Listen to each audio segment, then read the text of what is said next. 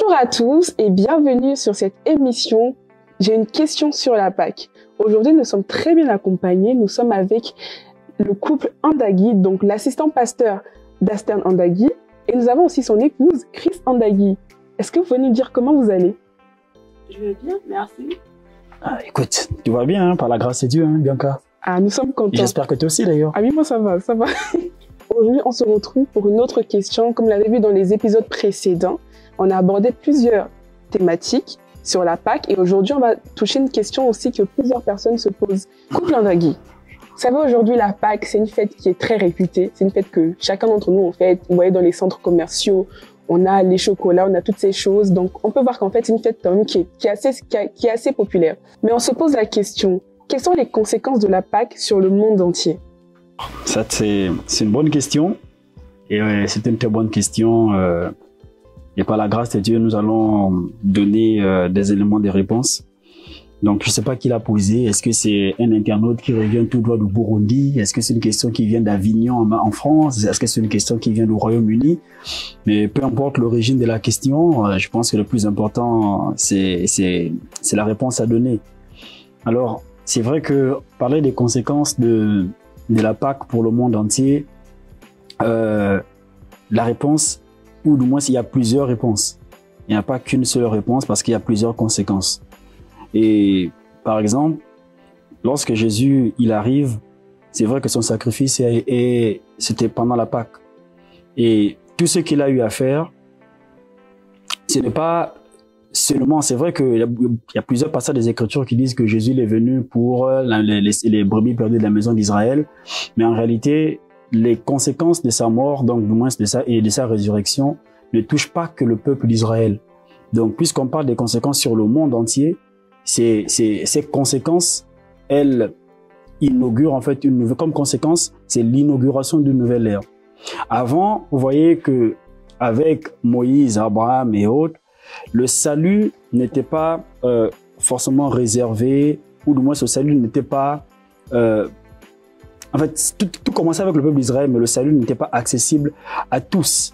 C'est pourquoi il n'y avait qu'une seule personne qui avait, par exemple, accès à la présence, ou du moins au lieu très saint, quand on voit la configuration du temple. Mais avec la Pâque, on a vu que le voile s'est déchiré à la mort de Jésus, donc donnant maintenant accès, libre accès à quiconque. Et lorsqu'on regarde dans Jean chapitre 3, le verset 16, on dit que Dieu a tant aimé le monde qu'il a donné son Fils afin que quiconque. Donc en réalité, la Pâque, comme première conséquence, il y a déjà la notion de quiconque.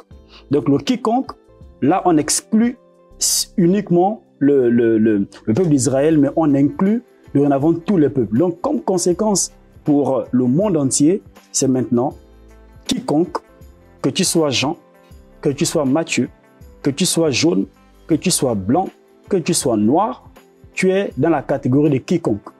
Que tu comprennes français ou pas français, tu es dans la catégorie de quiconque. Donc, dorénavant, le salut est réservé à tout le monde. Ça, c'est une première conséquence. Et bon, on ne parlera pas forcément du salut, parce que rien que parler du salut peut nous prendre, en réalité, un mois de séminaire, rien que sur le mot salut. Mais de manière assez claire et simple, on dira que, effectivement, par la Pâque, nous avons l'inauguration d'une nouvelle ère, c'est-à-dire le salut réservé à quiconque. Et on le voit, si on peut aussi l'afficher, bien sûr, c'est Romains chapitre 10, verset 13, qui dit que dorénavant, quiconque invoquera le nom du Seigneur sera sauvé. Donc le fait qu'on dit quiconque, donc toute personne se trouvant dans une situation où elle a besoin du salut peut invoquer, que la personne soit la prostituée, que la personne soit impudique, que la personne soit que paraisse sainte, ou peu importe comment la personne est, dès lors qu'elle invoque le Seigneur, elle est sauvée. Je vais aussi donner la parole à Christ. Ok, sur cette question sur les conséquences, je vais répondre comme l'abbé d'Astern a dit. C'est vraiment en fait la Pâque, la conséquence de la Pâque dans le monde entier, c'est le salut qui est accessible à l'humanité tout entière. Avant la Pâque, il y avait deux phases. Donc, il y a la première partie qui était réservée uniquement au peuple d'Israël. Lorsque on sait que la Pâque concernait on va dire, c'était la libération du peuple d'Israël qui était en captivité, qui était esclave en Égypte. Et donc, ça, c'est cette première partie. Et après, il y a la deuxième phase où Jésus, qui est le Fils de Dieu, voilà, se sacrifie. Donc, par sa mort et sa résurrection, c'est vraiment cette deuxième phase-là qui emmène vers les humains, ceux qui n'étaient pas forcément juifs. Là, il n'y a plus de juifs, il n'y a plus de musulmans, il n'y a plus de noirs, il n'y a plus de blancs. C'est vraiment toutes les races qui ont accessible à ce salut-là. C'est le salut que Jésus apporte. Donc, vraiment, la conséquence de la Pâque, c'est le salut de l'humanité. Et Jésus le dit dans le livre de Matthieu 28, versets 18 à 19. Il dit d'aller partout, dans toutes les nations, faire des disciples.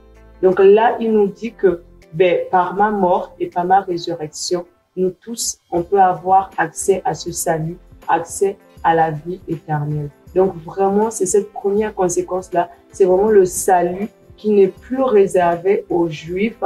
Le salut n'est plus réservé aux Africains. Le salut n'est plus réservé aux Occidentaux. Mais vraiment, le salut est réservé à tout le monde. Tout le monde, qui que tu sois, tu as accès à ce salut-là. Donc, c'est vraiment ça la première conséquence. Amen, amen. Pour compléter ce que Chris vient de dire, c'est vrai que on a parlé de première conséquence, c'est-à-dire le salut qui devient accessible à tous.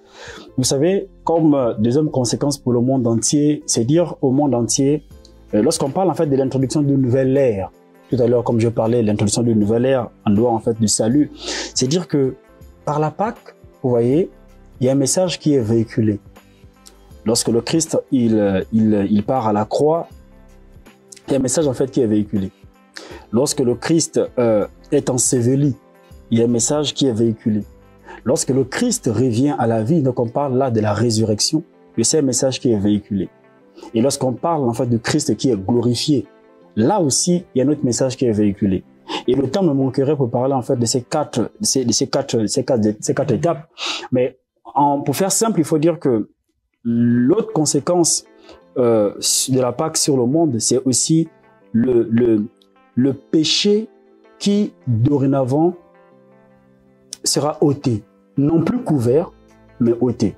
Parce que la différence avec ce qui s'est passé dans l'ancien temps, c'est que à l'époque de nos patriarches, notamment depuis l'Égypte, puisqu'on parle en fait de l'institution de la Pâque, pardon, c'est que le péché il était juste couvert par des sacrifices d'animaux, par des sacrifices de boucs. Et même quand on regarde juste après dans le Pentateuque, on va se rendre compte que plus loin, je crois que c'est dans Deutéronome, on parle même du bouc Azazel. Donc c'est que ce bouc, il avait la particularité de couvrir une multitude de péchés. Et lorsque il fallait ce bouc-là, il devait être hors du village. Et quand on regarde avec le principe issu de Jésus, c'est que lorsqu'il arrive par rapport à la Pâque, par rapport à sa mort, qu'est-ce qui se passe? C'est que lui aussi, lui ne vient plus comme pour couvrir le péché, mais il vient pour ôter le péché. C'est pourquoi à sa vue, Jean-Baptiste, quand il est arrivé, Jean-Baptiste lui a dit, voici l'agneau de Dieu, non pas qui couvre, mais qui ôte le péché du monde. Et lorsqu'il vient ôter le péché du monde, comme on a vu avec le bouc Azazel, c'est que le Golgotha était une colline qui était hors de Jérusalem. Donc c'était hors du village. Et c'est hors de ce village, sur la croix, que l'agneau devait être immolé afin de mieux ôter le péché de l'humanité. Donc c'est-à-dire que là, le péché est ôté de la ville, est retiré de la ville pour aller un peu plus loin. Et c'est la conséquence pour dire que dorénavant, quiconque invoque le nom du Seigneur sera sauvé parce qu'il ne sera plus sous l'emprise du péché. Ces péchés ne seront plus couverts, mais ces péchés seront ôtés. Et Dieu ne va plus se souvenir de ces péchés. Donc, peu importe, comme on disait tout à l'heure, que tu sois, qu'une personne soit meurtrière, qu'une personne soit voleuse, voilà, on parle d'une personne, que tu sois voleur ou pas, peu importe, dorénavant, Dieu ne se souviendra plus de tes péchés parce que Jésus les a ôtés. Ça, c'est la deuxième conséquence. Après, je ne sais pas si Chris veut rajouter, parce qu'il y a tellement de conséquences qui arrivent, qui montent au plus profond de mon cœur, mais je vais laisser quand même Chris enchérir là-dessus. Je peux rajouter une autre conséquence, c'est vraiment sur la mort. Parce que Jésus, on a vu que par la Pâque, Jésus est mort en fait. Lorsqu'il est mort, ça veut dire que par sa mort, nous, on ne va plus connaître la mort. Donc lui, quand il vient, il nous dit qu'il va nous donner cette vie éternelle. Et cette vie éternelle, elle va concerner tout le monde. Elle va concerner tout le monde. Donc l'un des bénéfices vraiment de la Pâque, c'est que Jésus, il prend tout.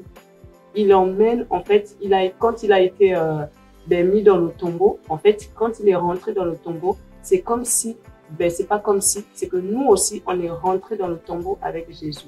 Et donc là, quand il revient à la vie, nous aussi, on revient à la vie avec lui. Donc vraiment, l'un des bénéfices, c'est que nous, on va plus connaître cette mort-là.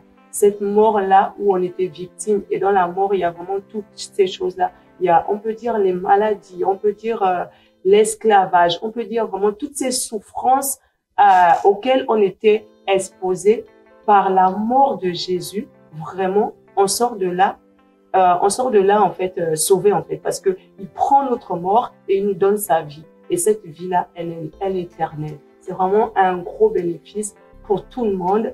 Et je nous invite à nous réjouir en fait de la Pâque, parce que c'est vraiment là la base de notre foi. Et quelque part, j'ai lu que la Pâque vraiment, c'est la victoire de l'Église. C'est la victoire de toutes ces personnes-là qui croient au Seigneur Jésus. Donc voilà. Merci. Donc encore une fois de plus, moi je bénis le Seigneur pour la Pâque, parce que contrairement à plusieurs considérations, c'est vrai que lorsque nous disons les conséquences de la Pâque pour le monde, c'est Jésus qui vient et qui dit en fait au monde, malgré tout ce que vous avez subi, malgré tout ce que vous avez vécu, malgré que le diable, Satan, avait accès à vos vies, malgré toutes ces choses, une issue est encore possible. Par mon sacrifice. Ce qui fait que, en fait, la réponse, elle est là. La solution, elle est là. Celui qui ne veut plus souffrir doit juste accepter la Pâque. Puisqu'il dit, quiconque m'invoquera sera sauvé. On a parlé du salut comme première conséquence, qui devient accessible à tous. On a parlé du péché que le Seigneur ôte. Donc, on ne doit plus se regarder en fonction de nos péchés, en fonction de nos erreurs. Parce que, à la croix, le Christ, c'est-à-dire Jésus, il a tout pris pour. Et Christ, tout à l'heure, elle a évoqué ce troisième point comme troisième conséquence, c'est que la vie est dorénavant accessible à tous. Et puisque lui, par la Pâque, il fallait qu'on sacrifie une brebis, donc la brebis devait prendre la mort pour que le peuple soit en vie. Et c'est pourquoi lorsque Christ arrive, Christ, puisqu'il lui déclare que le châtiment qui pesait, qui nous donnait la paix, est tombé sur lui. Donc c'est-à-dire que nous étions destinés à la mort. Mais lui, il est venu prendre notre mort pour nous donner sa vie. C'est ça la Pâque. De la mort que nous étions à la vie que nous avons eue et que nous sommes devenus. Et quand on parle en fait de ces trois éléments, moi je me dis, une issue, elle est encore possible pour toi. Je ne sais pas ce qui est mort en toi. Je ne sais pas, je ne connais pas les peines que tu traverses. Je ne connais pas ce que tu endures. Mais ce que j'aimerais te dire, c'est que le Christ est venu pour toi. C'est que la Pâque, c'est pour toi. Le peuple devait sortir. La mort n'a pas pu saisir les enfants d'Israël parce qu'ils avaient compris la puissance du sang de l'agneau sur les portes. Tu es tourmenté tous les jours, tu es tourmenté tous les soirs, tu es victime des abus, peu importe, de tout genre. Mais j'aimerais te dire qu'une issue est possible. une solution est encore envisagée. C'est celle de la Pâque. Alors, mon point dans tout ça, c'est de vous dire qu'avec le Christ, nous avons tout pleinement en lui. Et tout commence par la Pâque. Le salut, la vie, la résurrection, tout ça, c'est avec lui. Plus la peine de lutter par nos propres forces, par nos propres moyens, plus la peine de porter nous-mêmes nos propres peines, parce qu'aujourd'hui, je dois me décharger, nous devons nous décharger sur Christ de tous nos malheurs, de tous nos maux, de toutes nos difficultés et de tout ce que nous pouvons traverser pour accepter la vie de Christ, la nature de Christ, la paix de Christ, la joie de Christ, l'amour de Christ. C'est ça la Pâque. C'est pourquoi l'apôtre Pierre, il a dit que ce Jésus que vous avez crucifié, il parlait de la Pâque. Et il dit, le Père l'a fait, Christ est Seigneur. C'est-à-dire que dorénavant, je parlais d'une nouvelle ère, la Pâque. C'est l'ère du salut, mais du Seigneur aussi, qui vient également dans nos vies. Le Seigneur qui a tout pris pour dire que dorénavant, il y a un nouveau propriétaire. Ce n'est plus l'ancien propriétaire qui était le gourou de nos vies, mais c'est déjà un nouveau propriétaire. Celui qui est venu nous racheter. Et celui qui est venu marquer sur nous, c'est-à-dire que marquer sur nous une empreinte nouvelle. Quand nous marchons, même dans le monde des ténèbres, on voit une nouvelle empreinte sur nos vies. C'est l'empreinte de Christ, qui nous rend intouchables, mais à condition d'accepter sa résurrection, en fait sa mort et sa résurrection. C'est ça, voici les conséquences pour le monde entier. Il y en a tellement, mais je pense que pour la pertinence de cette émission, il est peut-être préférable de nous limiter à ces 3 éléments que nous venons de citer. Amen, nous avons été extrêmement édifiés par les prises de parole de nos invités aujourd'hui et nous avons véritablement rendu grâce à Dieu pour leurs paroles. Et nous savons que en 15 minutes, ce n'est pas assez pour aborder véritablement les conséquences, toutes les conséquences de la Pâque sur le monde entier. Donc nous vous donnons rendez-vous du 14 au 20 avril lors de notre séminaire sur la Pâque. Donc venez accompagner et vous allez véritablement avoir toutes les notions, toutes les conséquences de la Pâque sur votre vie personnelle. Donc on va pratiquer, on va prier pour les malades. Il y aura des guérisons parce que la Pâque ne s'enseigne pas seulement. La Pâque se démontre dans les vies. Et donc on va démontrer la Pâque par la grâce de Dieu et l'aide précieuse du Saint-Esprit. Amen.